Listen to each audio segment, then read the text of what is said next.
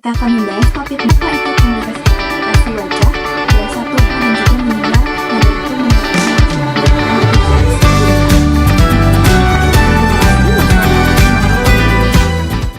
Halo semuanya, perkenalkan nama saya Alifah Putri Sabia dengan NIM 09031282 hingga 28110, mahasiswi Sistem Informasi Fasil Kompulsri kelas reguler 3.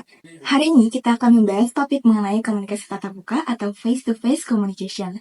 Nah, topik ini sangat relevan terutama di era digital seperti saat ini, di mana komunikasi sering dilakukan melalui media virtual. Namun, apakah komunikasi digital ini bisa menggantikan komunikasi tatap muka sepenuhnya? Mari kita bahas. Apa itu komunikasi tatap muka? Komunikasi tatap muka adalah proses pertukaran informasi, ide, atau emosi yang dilakukan secara langsung tanpa adanya perantara teknologi. Nah, dalam komunikasi ini kita dapat berinteraksi secara fisik, melihat ekspresi wajah, bahasa tubuh, dan juga mendengar nada suara secara langsung.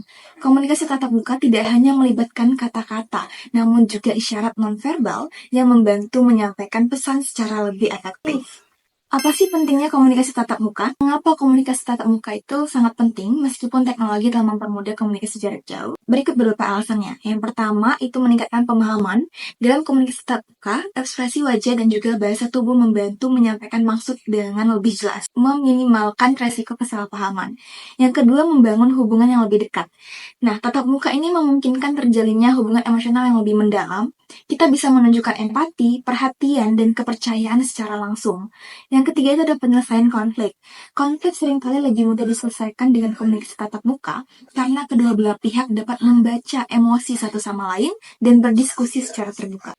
Yang keempat itu meningkatkan fokus dan keterlibatan. Nah, komunikasi tatap muka meminimalkan gangguan yang sering terjadi saat menggunakan perangkat digital, sehingga percakapan menjadi lebih fokus dan produktif.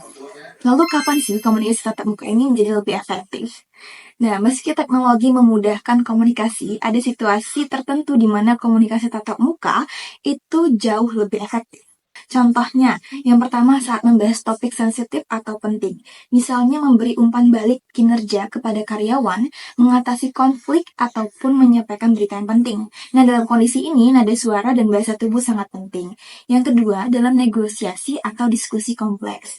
Nah, negosiasi bisnis ataupun diskusi strategi memerlukan banyak interaksi spontan yang lebih efektif dilakukan secara langsung. Yang ketiga, itu saat membangun kepercayaan. Jadi untuk membangun hubungan personal ataupun hubungan profesional, tatap muka itu menciptakan kepercayaan lebih baik dibandingkan komunikasi digital. Yang keempat adalah ketika menghadapi konflik. Nah, diskusi langsung itu memungkinkan adanya pemahaman emosional dan mempercepat penyelesaian masalah tanpa potensi salah paham akibat teks. Yang kelima, itu saat membutuhkan kolaborasi kreatif. Nah, brainstorming atau rapat untuk menyelesaikan masalah kompleks seringkali lebih efektif dilakukan secara langsung karena memungkinkan diskusi yang dinamis. Oke, selanjutnya ada jenis-jenis komunikasi tatap muka. Nah, komunikasi tatap muka ini bisa dilakukan dalam berbagai jenis interaksi. Contohnya itu ada yang pertama, pertemuan formal seperti rapat kerja, wawancara, ataupun seminar yang melibatkan komunikasi terstruktur untuk tujuan tertentu.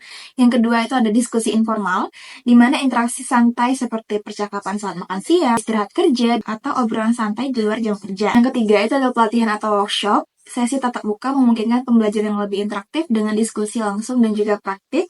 Yang keempat itu one-to-one meetings, di mana seperti sesi mentoring, coaching, atau evaluasi kinerja di mana hubungan personal dapat lebih ditingkatkan.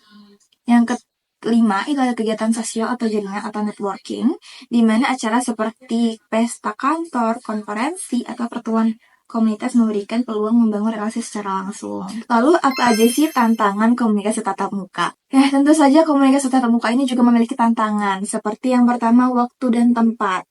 Tidak selalu mudah untuk mengatur yang namanya pertemuan langsung, terutama untuk tim atau individu yang tersebar di lokasi yang cukup berbeda atau cukup jauh gitu.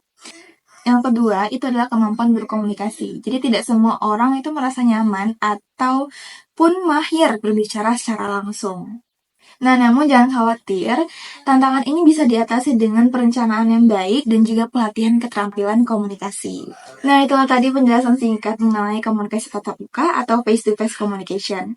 Dapat disimpulkan bahwa komunikasi tatap muka adalah bentuk komunikasi yang sangat penting dan tidak dapat tergantikan, terutama dalam situasi yang membutuhkan kejelasan, empati, dan kedalaman hubungan. Meski teknologi menawarkan alternatif, komunikasi langsung tetap menjadi relevan untuk membangun hubungan yang kuat dan menyelesaikan masalah dengan lebih efektif.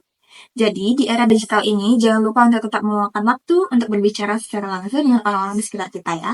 Terima kasih. Wassalamualaikum warahmatullahi wabarakatuh.